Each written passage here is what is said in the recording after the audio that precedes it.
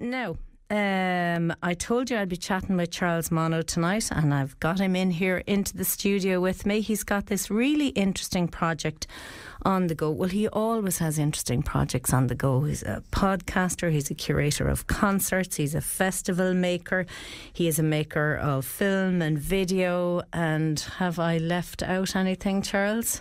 No, I think you've covered it all. Thank you, Paula. Thanks for having me. Great to have you in. And tell us what it is, your latest project. It's to do with the three Russell brothers, and you are looking for any archive recordings or any kind of memorabilia that haven't already been turned up. That's a tall order. Yeah, look, I suppose it all started with, because this February we're celebrating the 30th anniversary of Micho Russell's passing, so it was kind of a good reason for doing a little bit more work about the three of them, because, you know, as we know, there's plenty of stuff by Micho and about Micho. So I took the three brothers for this project. And so yes, the idea is to build a website that will work as sort of like an online museum that will showcase different archives, some of them that are known, you know, like there will be a discography, for example, of what's been published, and also showing different bits that I've managed to discover in my research. And actually, I'd like always to mention, because the idea of this website came from Aoife Kelly's great website about her grandfather. She did a great website about John Kelly Sr. So that kind of, the idea has been made for a while to do this about the Russells. It is a great idea. And on the one hand, you might say it's an obvious kind of thing to do, but so few people actually do it, you know, because it's a massive job of work, you know, because you're undertaking really to do something that's fairly comprehensive, I presume. You're trying to get a sense out there of what exists as documents of these three men. Mm-hmm. So I'll tell you honestly, from the get-go, I've already accepted the fact that it will never be finished. It will never be finished because for the simple reason that new stuff keep coming up, and I think they always will. So I see my role in this as a more like, again, the kind of a curator. People give me stuff and I make them available because that's stuff that some people want to share. There are people that have some things that they don't like to share. There are things that they like to share off camera, or, you know, and that's totally fine. You have to respect what everybody wants, but it's really, really exciting. And every now and then you have these amazing email that comes out of like nowhere with like new recordings. You're like, ooh, nice. And I think the role of the curator has been up to recently fairly poorly understood. Like, you do actually need somebody to go in there, often somebody neutral, you know, in the way that you could be seen as being neutral and saying, okay guys, let's do this, let's bring all of this together. Because it's a job of work that maybe musicians want to play music, and, you know, producers want to produce, and what dancers want to dance or whatever, but somebody is needed to kind of stage all that in a way, aren't they?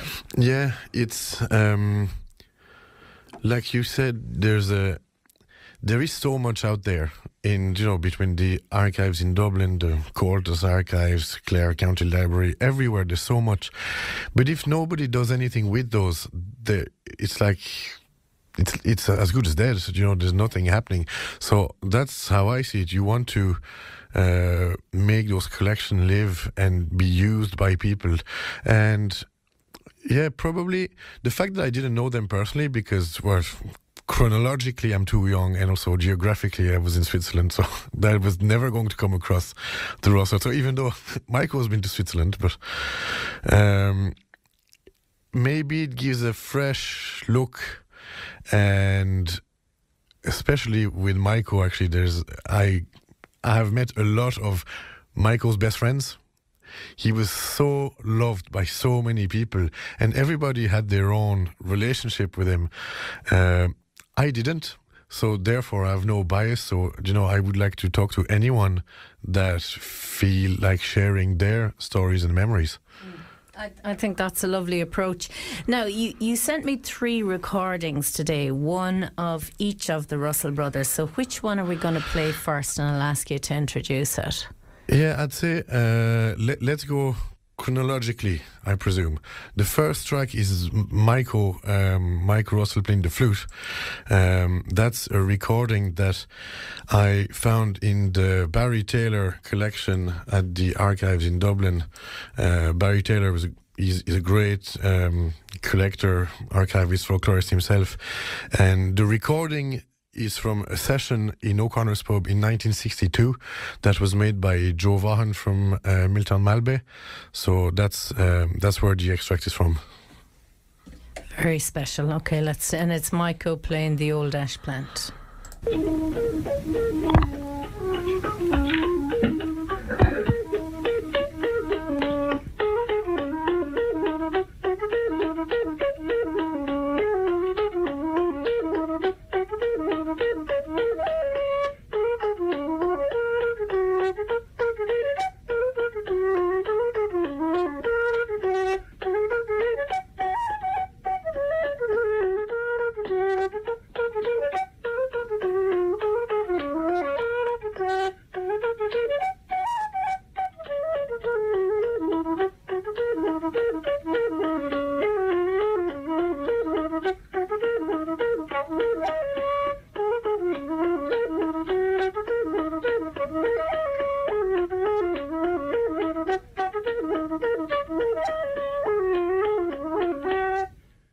That's gorgeous. Just, he's all rhythm, isn't he? It's fantastic. Yeah, the double foot tapping is so distinctive. Yeah, and it's so mesmerising. It really carries you along as well.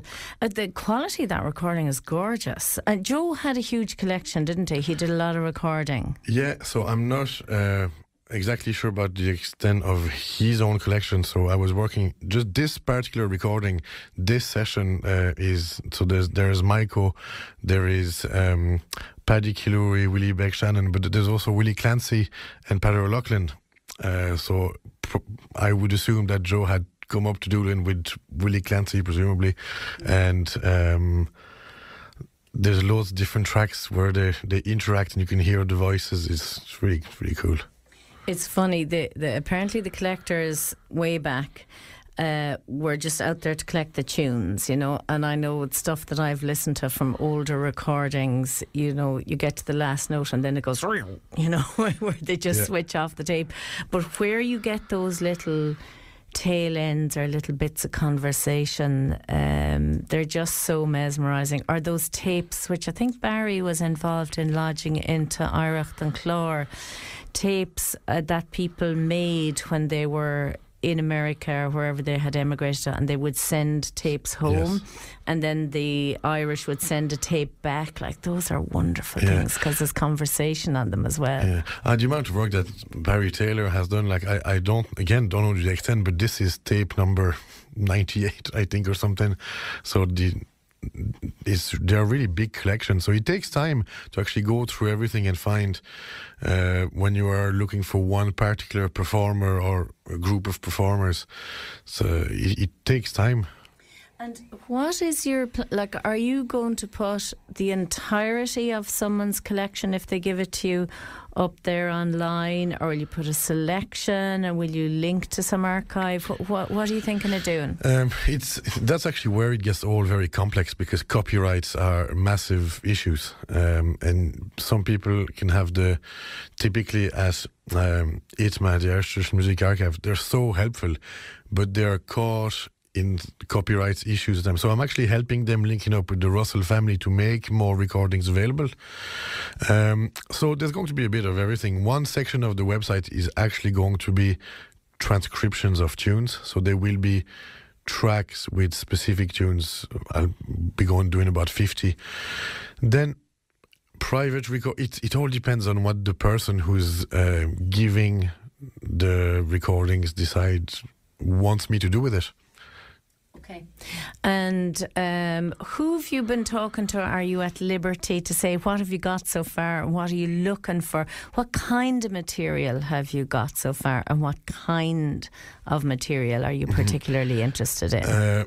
At the start, it was all about the recording, especially trying to get my hand on recordings of Packie and Gussie, which Packie died in 1977, so that's, he was not even 60 at the time, and as many people know, Gussie was terribly shy, so the amount of recordings are very, very few. So one day I got an email from a guy in America that had spent a year in Doolin. His name is Matt Cosgrove, in 84, 85, and he struck a friendship with Gussie, and Gussie taped 6 tunes for him to learn, and he just sent me those, That's gold. Yeah. So like that, when you get that email, and for in that instance, I had put just a little word on a forum on thesession.org, that website, and just got the email out of the blue.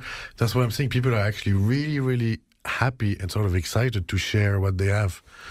And it's only when you go asking, and when you go even beyond the predictable platforms like radio and your own social media, and that when you go into those group chats like thesession.org, you won't know what you'll turn up like, because you don't know who is there. Yes. Yes. But then the other side is to get people from the community involved, and I suppose that's why I'm here in the first place.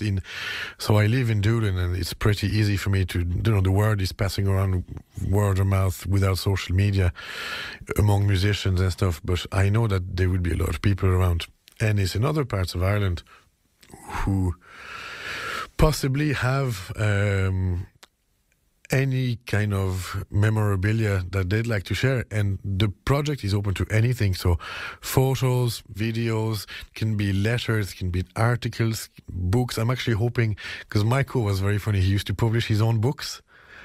I did not know that. So what kind of stuff? So maybe you might be familiar with The Piper's Chair. There's 2 volumes. Oh yes. But those 2, he literally, they're self-published. Okay. He puts his tune and he got somebody to transcribe them. So there's actually no copyright issues with those. So the idea is to have, the family has agreed, I'll be putting a PDF of the actual book on the website. I love that idea. I love that somebody's thinking about these things is just so straight. I've got these tunes, I want to put it down in a book, I want to put a book out, and that's what they do, and they don't see any obstacles, and they don't bother with all the niceties. That's fantastic. And the other side, which is funny, because when Micho was doing his books and his tapes, and he would sell them from the house, and one of the stories that I heard was, because he used to live with Gussie, but Gussie asked him to do a separate entrance for what he called the studio at the time. But you just hear wonderful stuff. You'd wonder how they got on, because they were so different. Yes, I remember. I hear that especially from Eugene Lamb. Eugene says he doesn't even know how they played together, because they were so radically different to each other. I'm dredging up a memory now, and I hope somebody will be able to clarify the details that I don't have. But in the 1990s, when I was a small girl working here in Clare FM, there was a fundraiser done.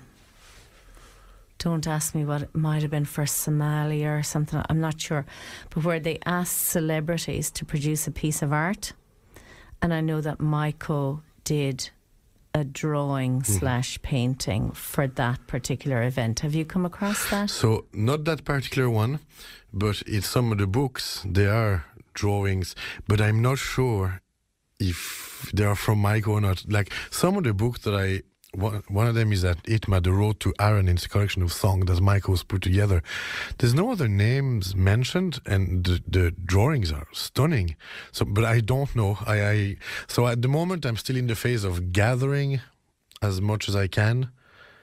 Well, if anybody knows that event that I'm talking about, and it's the guts of 30 years ago now, if you can remember what that is, I know that the piece of art that Micho did was genuine and original. So if you could even see that, you'd be able to compare and figure out if the artwork in his book is his own or some other poor uncredited artist.